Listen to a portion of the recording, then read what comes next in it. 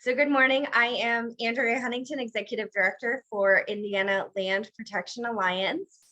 Really excited to have you all here today, and especially Derek Nimetz.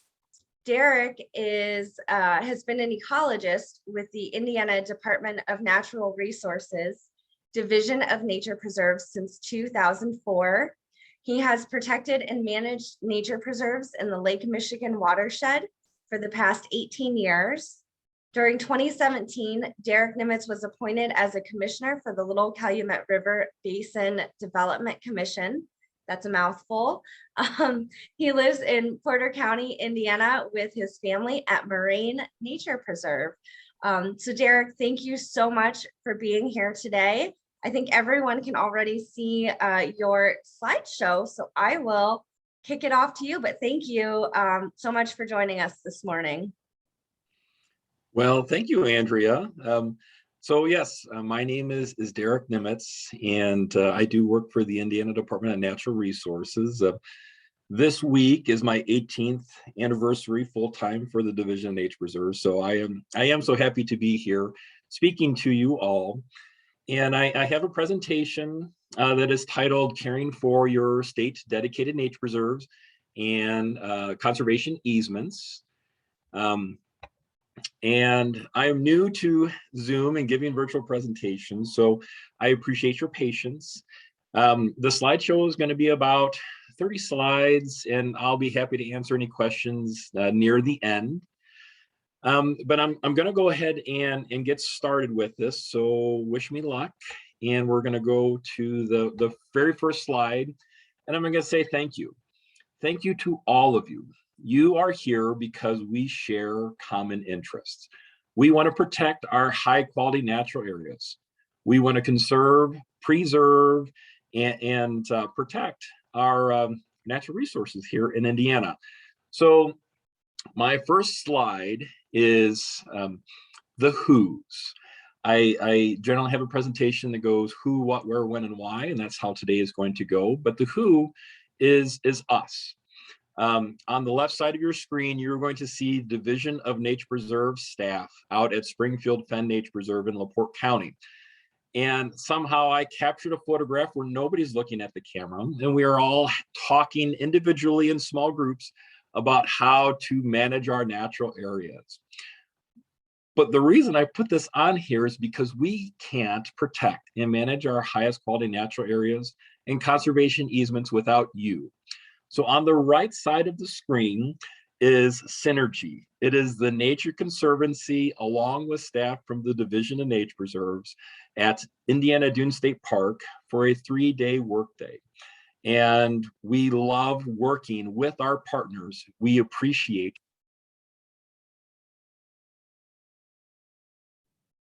Derek, I think we just lost your audio. Derek? Oh, no. Derek?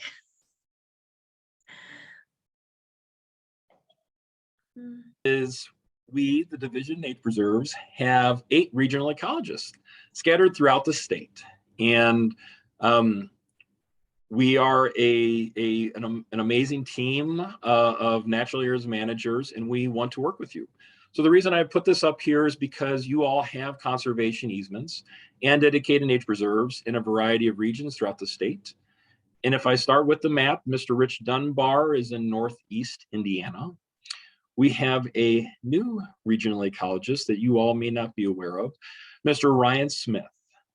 For you folks that have worked previously with Taylor Lehman in the East Central region of our state, Mr. Ryan Smith has been with us now for 1 full week, and now this is his 2nd week. So you may not have met Mr. Smith, but he will probably be reaching out to you within the year to learn more about your organizations and how he can work with you. We have Jason Larson down in Southeast Indiana, along with Mr. Ryan Keller in the Southwest, Mr. Andrew Reuter in Central Indiana, and then in Northwest Indiana, we have 3 regional ecologists. Mr. Matt Beatty, who has completed his 1st year with the Division of Nature Preserves, is in the Kankakee River region. And then myself, Derek Nimetz, I work in the Lake Michigan watershed, which is portions of Lake Porter and LaPorte County. And we have Emily Stork, who is kind of specific to Northern Lake County. She works in an area called the AOC, Area of Concern, the Grand Calumet River region. And on the right side of the screen is a post picture of a prescribed fire where the Division of Nature Preserves has worked with the Nature Conservancy staff. And so I'm going to try something different, and I'm going to try and see if I can get the cursor and highlighter to work. And I don't know if I will be able to. So if you can see the red dot on the screen, we have Ron Helmick, who is our division director. Here's a picture of Mr. Matt Beatty, who's the Kankakee River Regional Ecologist, along with Emily Stork, who works in the Grand Calumet River. This is Taylor Lehman, who's moved on, but at some point will be, we'll Photoshop Mr. Ryan Smith's photograph in here. And, but yeah, we want to work together with our partners, and we appreciate it when we can all work together. I put this slide up because you may not all have the contact information for our regional ecologists. Kind of moving forward from this slide, you're going to see a little bit of data. So you may have questions like, how many dedicated nature preserves are there? How many partners are there? And we're going to find that out. But I wanted you all to have our contact information. So if you have questions, concerns, if you need help with managing one of your preserves, or if you want to install a new trail, if you want to see what you can and can't do with these properties, please feel free to contact us, whether it's email or a phone call. So next, the meat and potatoes. In the state of Indiana, we have 295 dedicated nature preserves. That is something that the Division of Nature Preserves is proud of. We hope to, in the next year or two, get to 300 nature preserves. But you'll see there is a difference in numbers compared to different regions. So for example, Andrew Reuter has 66 dedicated nature preserves in the region that he works with over 15,000 acres. Whereas I, Derek Nimetz, working in the coastal region, have 15 dedicated nature preserves. Some of that varies based on how our positions are funded. And so you get an idea that, for example, I can get to most of them. I can get to most of the dedicated nature preserves in the region that I work as a regional ecologist to work with our partners. But Andrew Reuter may not have that opportunity as much. He has to drive further distances and get to a variety of sites that have larger acreage. So of the 295 dedicated nature preserves throughout the state, I wanted to let you folks know that the Department of Natural Resources has about 152 of those dedicated nature preserves. So we work with the Division of Parks and Reservoirs, the Division of Forestry, the Division of Fish and Wildlife. We ourselves, the Division of Nature Preserves, have 74 dedicated nature preserves. But our very first dedicated nature preserve was in Shade State Park at Pine Hills. So not only do we rely on you all, but we work with internally within the department to protect the best examples. And next, here we are. I tried to group our partner nature preserves. And the groupings are going to be things like federal government. We have one. We have two state government besides the Department of Natural Resources. We have two other partner state organizations that protect them. We work with multiple counties and county foundations, as well as cities. But really, there's 15 non-governmental organizations that have a dedicated nature preserve, as well as 5 different universities. So out of the 295, 143 dedicated nature preserves are protected by you all. And even more organizations with conservation easements. The reason I put this up here is because we love the work that you do. We appreciate you, and we, the Department of Natural Resources Division of Nature Preserves, couldn't do it without you. 143 nature preserves owned by a variety of organizations is amazing accomplishments by you all. And so I just want to say thank you again. You all do great work, and we want to work with you. So that's the who. Here's the what. So what does it mean to dedicate a nature preserve? And really, it's a process. This is a process of protection in perpetuity, forever and ever, that the Department of Natural Resources Division of Nature Preserves does, sometimes on our own DNR land, but also with some of the properties that you all want to protect. And it includes basically two documents, an articles of dedication and a master plan. So for those of you that aren't familiar with it, the articles of dedication is basically a document that describes the land. It's more or less like a survey. Where is this land and water? Water being the J.D. Marshall Nature Preserve out within Lake Michigan that protects no actually surface land. And then the master plan. And the master plan kind of lays out what can and cannot be done within the nature preserve. Here's a photograph of Wintergreen Woods Nature Preserves. It's owned and managed by LaPorte County Conservation Trust. It contains boreal flatwoods, natural community, which is a really rare community type located in LaPorte County. It's a small but mighty nature preserve, and they do a great job. So why? You know what it is. Now, why would you dedicate a nature preserve? Well, the mission of the organization that I work for, we want to protect the best of the best throughout the entire state, high quality natural areas forever. They're living museums that we want to protect the natural resources within. Sometimes we protect these areas because they're the best example or a great example of a high quality natural area plant community type. Other times they have a high concentration of rare, threatened, endangered species. And there's a variety between. Sometimes it's a geologic feature that we're trying to protect, such as a cave. The photograph is Ambler Flatwoods, also in LaPorte County, owned and managed by Shirley Hines Land Trust. You can see the dedicated nature preserve sign on their trailhead. Excuse me. And it lays out the rules and regulations of what can't be done by the public. So in the coastal region in which I work, my most recent dedicated nature preserve is Zebrawood Nature Preserve. It's owned and managed by the LaPorte County Conservation, by the LaPorte County Parks Foundation, which has recently been transferred to the Parks Department. It's close to 40 acres. We wanted to dedicate it because it contains great examples of boreal flatwoods, which is the photograph on the right side. Across the street is actually Wintergreen Woods. So it's in an area that we have a core conservation of really high quality natural areas. But it also protects really rare, threatened, endangered plants and animal species, conservative moth species, conservative sedges, things that were more northern distribution found at their southern ranges in our state. And so for those of you asking, what does it look like for an articles of dedication? I do not expect you to read this slide. What I want to do is on the left side, give you the example of what the articles of dedication look like, at least the first page. And it just describes the land, where it's located, how many acres does it encompass.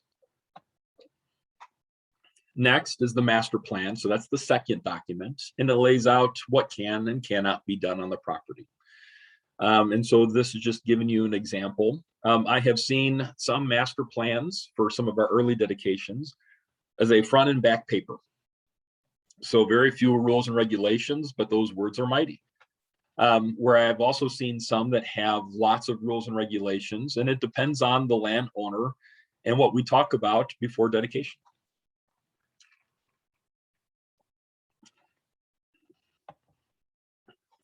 These are different. So a dedicated nature preserve is a process protecting it forever. And it's because it provides a great example of a high quality natural area. But we also have folks here on this presentation viewing it because they have a conservation easement with the state of Indiana. Often this time where if you apply to the state for bicentennial nature trust funds, President Benjamin Harrison Conservation Trust funds, and possibly next level funding, you may have a conservation easement with the Department of Natural Resources. Sometimes those easements fall to different divisions. For example, the Division of Nature Preserves. You'll see on the right-hand side a photograph of the Bicentennial Nature Trust sign, proudly on the trailhead at Meadowbrook Conservation Area in Porter County. It's basically a legal agreement between a partner organization and the Indiana Department of Natural Resources, and it talks about why and how to preserve and protect natural, recreational, and historical resources within an easement area. Sometimes these are not high quality natural areas, but they provide a great opportunity to the public to visit, whether it's for hiking purposes, bird watching, possibly hunting. The example is Meadowbrook, so we'll move on to the next one. Meadowbrook Conservation Center and Nature Preserve, owned and managed by Shirley Hines Land Trust, is a former Girl Scout camp, but it also is now their headquarters. And we, the Division of Nature Preserves, has a conservation easement on a portion of the property. And so when Shirley Hines Land Trust wanted to acquire the site, they used some of their funding to purchase areas that included a building, a house, but they also wanted to protect larger area where they wanted to have and maintain trails for the public. So we, the Department of Natural Resources, will work with your organization on how to protect these areas, and potentially provide funding through a competitive process. I see Andrea still looking, so you all can still hear me. Andrea's smiling, so that's fantastic. I don't always know these things. So next, so that's the who, what's, but we're on to the wheres. So on the left-hand side of this slide is the Richardson Preserve. This is a conservation easement with the Flora Richardson Foundation in LaPorte County. It's approximately 100-acre site. It's neat. It's not dedicated yet. They are working hard and diligently on installing public trails and controlling invasive species at this site. And on the right side is a property owned and managed by Shirley Hines Land Trust, part of Ambler Flatwoods, part of which is dedicated and part of which has conservation easements. So I use two primary websites when I want to look for where these nature preserves, conservation easements are located. This slide gives you the Division of Nature Preserves homepage. And if you look in the center of the homepage, it says visit a nature preserve. That will pull up a map of the entire state where you can look for nature preserves in the region that you care about. On the right side of the screen is the Indiana Department of Administration website. They also have a kind of a virtual map where you can look at nature preserves and conservation easements. As part of that website, they'll also have links to deeds, conservation easements, dedication. So some of the documents behind those processes. Moving forward, I'm going to give you some examples of the Division of Nature Preserves website, their virtual map. So here you are. You can see the entire state of Indiana, or at least that's my hope. And the purplish pink circles are going to be preserves owned by the DNR, the Department of Natural Resources. And then the orange diamonds are going to be partner organizations that own a nature preserve. As we zoom in, you'll start seeing things like nature preserve boundaries and easement areas. So that will be what we do next. I'm going to zoom into Northwest Indiana. You can see Lake Michigan in the upper screen of it. This covers multiple counties in the northwest corner, and so portions of Emily Stork's region, portions of the region that I, Derek Nimetz, work in, as well as Matt Beatty and Rich Dunbar. You'll see that some green areas are DNR properties that don't have dedicated nature preserves, but you'll also see some of the dots and some of the diamonds. I want to zoom into an area near LaPorte County, near where Shirley Hines Land Trust owns and manages some of their property. So you'll see the outlier on the screen, which is a small square, which is Wintergreen Woods, LaPorte County Conservation Trust. And you'll see on the left-hand side of the screen, Ambler Flatwoods Complex. You'll notice that there is a dedicated nature preserve boundary, which is red and has black hash marks, but you'll also notice areas that aren't dedicated. But Shirley-Heinz Land Trust has protected, and we, the Department of Natural Resources, have conservation easements on. So with that, hopefully I'm not going too fast, but I'm going to take a drink here real quick because I have a tickle in my throat. But you can see Ryan Keller implementing amazing prescribed fire and Jesse Parsons juggling chainsaws. We want you all to manage your natural areas and your conservation easements. And when we can, we want to help. You all do amazing work on these areas, and we want to encourage you to do so. But I would encourage you, if you have not done this recently, and some organizations have up to 32 dedicated nature preserves, such as Acres Land Trust and the Nature Conservancy. You both have 32 dedicated nature preserves under your portfolio. I would encourage you to review and reread your master plan. This slide is on here because we received help from Shirley-Heinz Land Trust to plant trees at Moraine Nature Preserve in Porter County. But I reviewed that master plan to make sure that there was no language in the master plan that specified how far a distance the trees could come from, if there was genetic material restrictions or species restrictions. On the right side of the screen, Jeremy Sobecki with LaPorte County Parks Department reached out to me. They own and manage a nature preserve called Little Calumet Headwaters Nature Preserve. And he was having trail issues where the trail was becoming wet and received trampling. He wanted to make sure that they could do a trail reroute. We met on site. We talked about the problems. He had solutions for that issue. It was acceptable in the master plan, and they implemented the trail reroute, which was very successful. So we'll work with you when issues do arise. But my encouragement is to read the master plan and make sure before you take action that it falls within those rules. Next, I would suggest if you have a conservation easement, read what is prohibited uses of that easement.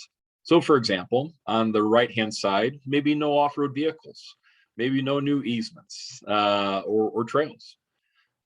Maybe there's a restriction for you cannot log the forest that you protect. You cannot mine the resources from the ground. But reading those documents is the first step before taking action. And now you want to know, well, how do I manage? I encourage you, restore your native plant communities, implement prescribed fire, control invasive plants, maintain your trails, install signage, whether it's educational, whether it's boundary signs, whether it's property signs. You can write your management plans. If you need help, reach out to us as regional ecologists. Apply for grants. Monitor rare plants and animals. And when you do, please submit that data to our heritage program.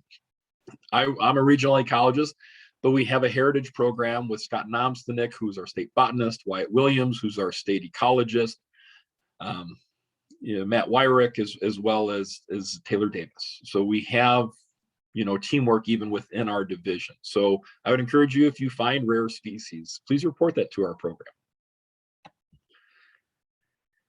But again, how do you manage? The best management that I see in the coastal region is good communication and some collaboration. The example I want to provide here is Eric Bird with Shirley-Heinz Land Trust is wanting to implement a prescribed fire at Seidner Dune and Swell Dedicated Nature Preserve.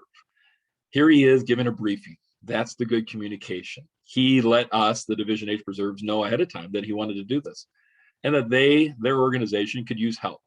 So Emily Stork and her staff, myself and my staff worked with Shirley-Heinz Land Trust to successfully implement a prescribed fire this past fall. And I want to give Eric and Shirley-Heinz Land Trust, their staff, kudos because of that. We want to work with you throughout the entire state, all of our partners. So if you have questions, if you need help, reach out to one of us. Next, why does the Division of Nature Preserves inspect nature preserves and conservation easements? This slide what I'm trying to show in this slide is that changes happen. The Division of Nature Preserves doesn't look the same as it does 5 years ago. There has been turnover. People have retired from the Division of Nature Preserves. Matt Beatty is new for the last year. Mr. Ryan Smith is new as of 2 weeks. So some of that historical history of how nature preserves came to be, why they were protected, why they were dedicated, if it's not on paper, if we don't document it, sometimes that gets lost. I myself have a hard time remembering everything. And so we inspect these nature preserves and we fill out these forms so that basically we can track changes and improvements, and we can work with our partners to make suggestions. Not only do we inspect partners, organizations, nature preserve and conservation easements, but we also do our own as well. I put on a slide of bridges because I want to bridge the gap. I want to work with you all. On the left side is Dunes Nature Preserve, where they recently restored an old trail on Trail 2 that has been there for decades. And on the right side, at Little Calumet Headwaters Nature Preserve, there was not always a bridge across the wetlands. And so it was an out and back type of trail. Jeremy Sobecki, who's been a great partner, reached out to me and said, I can apply for grants, I can get funding. Can we put a bridge across our wetlands? And the answer was yes. We worked together to figure out where the best location was. They implemented it, and it's fantastic. And now the nature preserve gets more use, and is just a better opportunity for the general public. So we're near the end. What are the products of the inspections? I like to say that it's smiles, enjoyment, high fives, pats on the back. We as conservationists, love going to these nature preserves. We love seeing the resources that we are protecting. And I, as a regional ecologist, want to give you kudos, give you credit, and compliment you on the hard work that you all do. So the photograph is Shirley Hines Land Trust, staff and board members that asked to meet with me at Crestmore Prairie recently to do a nature preserve inspection and talk about the management of the property. And that's what we did that day. I filled out a form. We talked about problems. We talked about the work that they did. We worked together for solutions. But I also wanted a record of our observations, the work that was performed, because after a while, spraying invasive plants looks the same, but we may be reducing those populations over time. It's a document for conservation organizations to leverage. I may make recommendations. You may take this letter, this document, and use it as leverage for applying for grant funds, saying the Department of Natural Resources inspected the property. This is what they found. We would like to work with them. Please give us some money. It's also a way to update plant species, animal species, observations.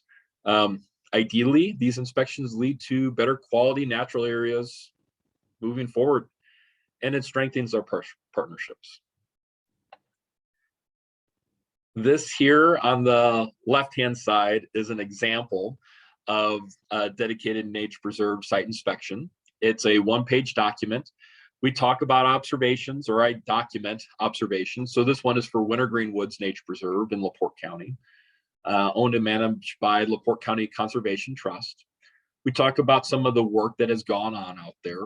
They have trails, they have a parking area, they have signs. What are those conditions like? There's a county road nearby. Have there been any impacts to it?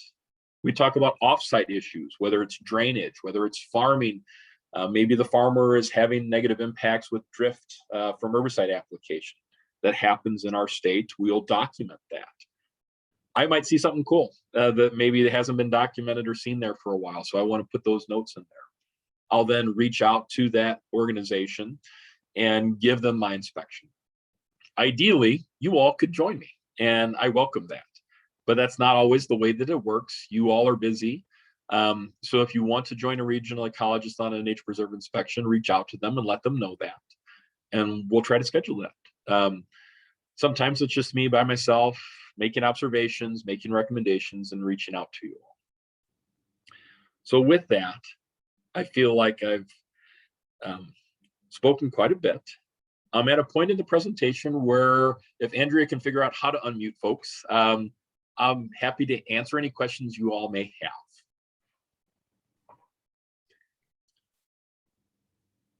Derek, I wanted to ask you, I know we have some folks on the call who work in the East Central region.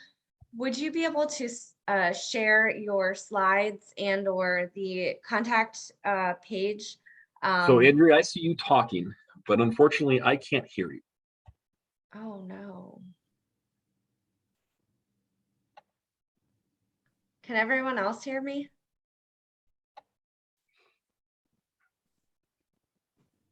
Yes, we can. Okay, thank you.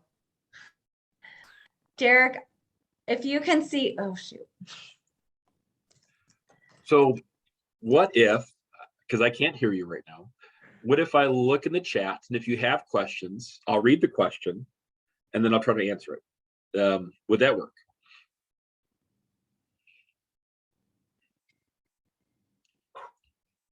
Mm-hmm.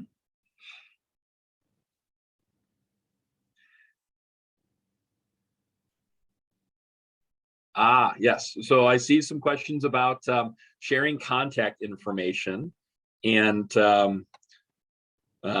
for Ryan. And so I'm going to try and go back to that slide. I hope to not get you all too dizzy. And as I said, Ryan is new.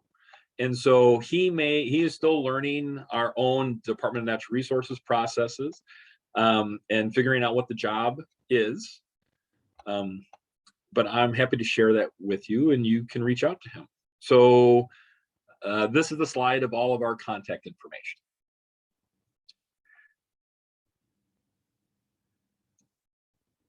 So I can share this presentation with Andrea. I see, so there's a question, Andrew says, I can send out to everyone if I PDF the slide, which I'll be happy to do, and I'll share that with you. She's smiling after the presentation. Are there other questions that folks might have?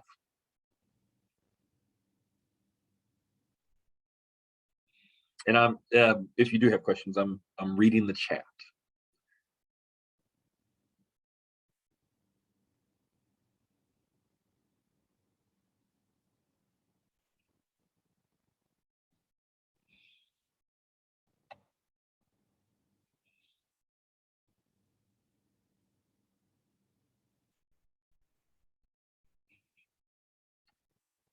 How often are nature preserves? So Keith sent out a chat. How often are nature preserves inspected? We communicate with a regional person, but I don't think we have ever gotten a written observation report on either of our nature preserves. Okay, so that's a great question. So some regional ecologists, so for myself, I have 15 dedicated nature preserves in the region that I work. And I try to get to every single dedicated nature preserve and do a written inspection. However, that is not the case for every regional ecologist. As part of our metrics, as part of our work plans, each of us has a certain number of nature preserves to inspect and or conservation easements. However, some regions have quite a few, and we're just not able to get to them all. So it may vary on how often they get to them. I could guess that, for example, Andrew Reuter, who works in central Indiana, may see a partner's nature preserve maybe once every 2 to 3 years. And so it may vary on how much. My suggestion would be to reach out to that regional ecologist. And if you're interested, ask to meet with them on site. And then ask them for the inspection form. We all may do it a little differently. So I can't speak for every regional ecologist. I can only speak for myself. But the intent is to share that information. So thank you, Keith. I'm looking at the next one. This is from Julie. If we have questions about our conservation easement or our dedicated nature preserve, should our regional ecologist be our first contact, allowing deer hunting each year to prevent browsing damage? So I would say yes. I would say review your master plan if it's dedicated nature preserve. review your conservation easement language and what is prohibited, and have that information kind of known in your mind before reaching out to your regional ecologist. But they'll also have to review that information. If I get questions, I'll read those documents before responding to our partner. But my answer is yes. They are probably the first. They are the first go-to if you have questions about your nature preserve, if you have questions about your conservation easements. They are in the field 3, sometimes 4 days a week. It may be a while before they get back to you. You can always call them, you can always email them, but they would be the best line, first and foremost, to reach out to. So, and many of our nature preserves do allow for nuisance wildlife, whether it be controlling of beaver or deer management. That's a great question. Thank you, Julie. I welcome others. If you have a question, please type it into the chat. And again, I appreciate your patience.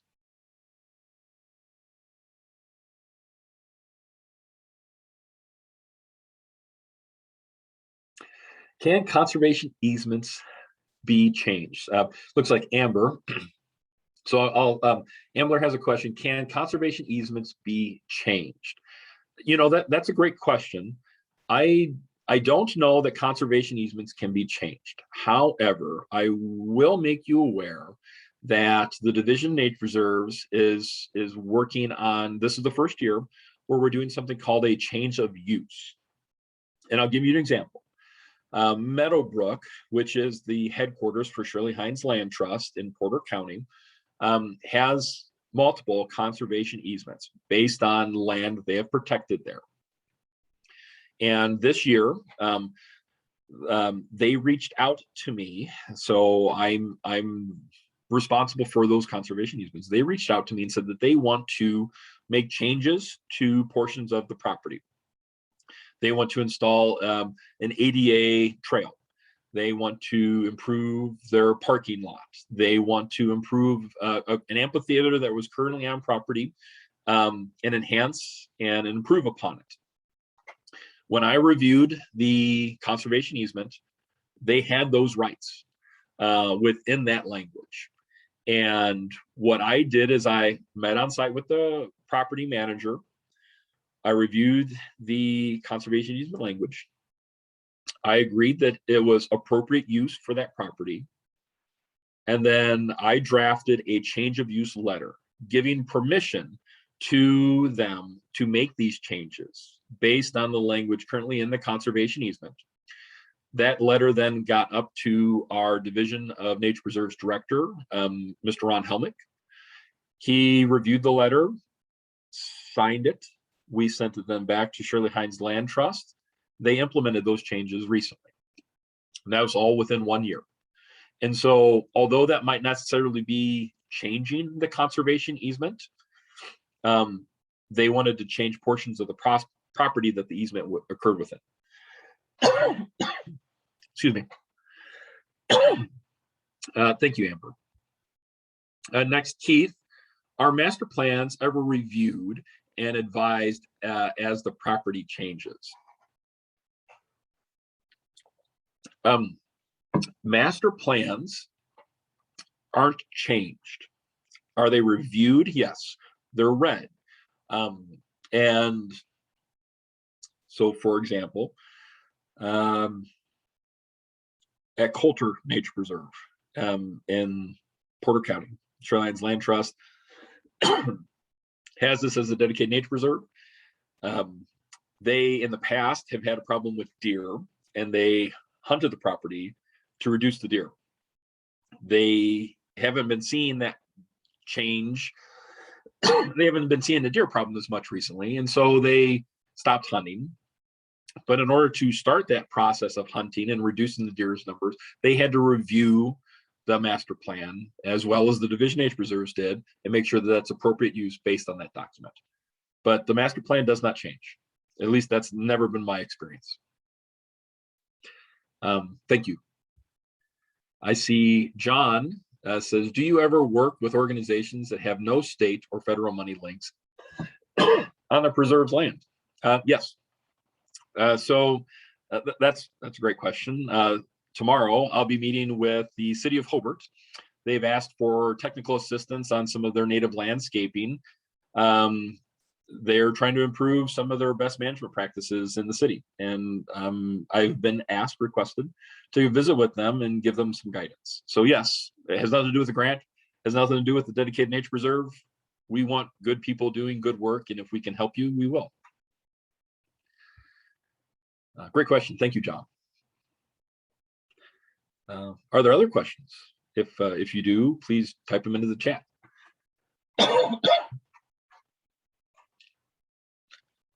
Oh, I see an excellent. Thank you. I think you're excellent.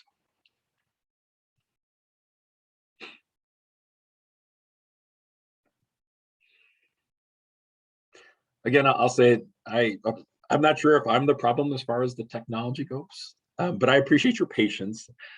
Andrea has done a great job of smiling, and I just want to say thank you because I hope I'm not ruining this presentation for you. But you all do great work, and I can't thank you all enough for the opportunity. Are there other questions?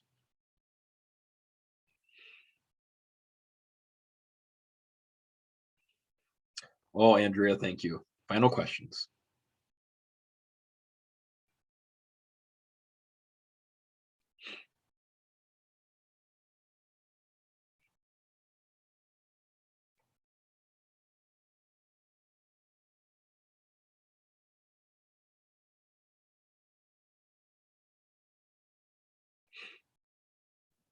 I know that Derek can't hear me, but if anyone has any final questions for Derek, please go ahead and type them in the chat. The presentation has been recorded and he is going to make his slides available by PDF. So we will make sure to get those out as well. So if there's any last questions, please go ahead and let us know.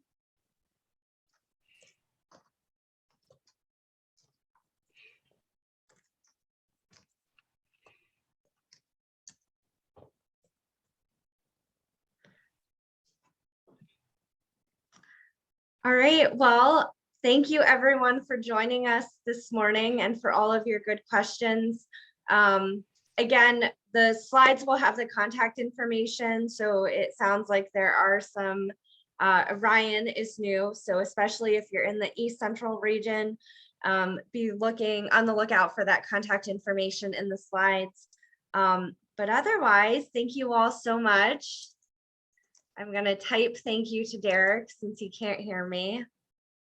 And just appreciate you joining today. And hopefully lots of the people on the call got in a next level conservation trust application because, you know, obviously this is all important information that we need to know if you did. So thank you.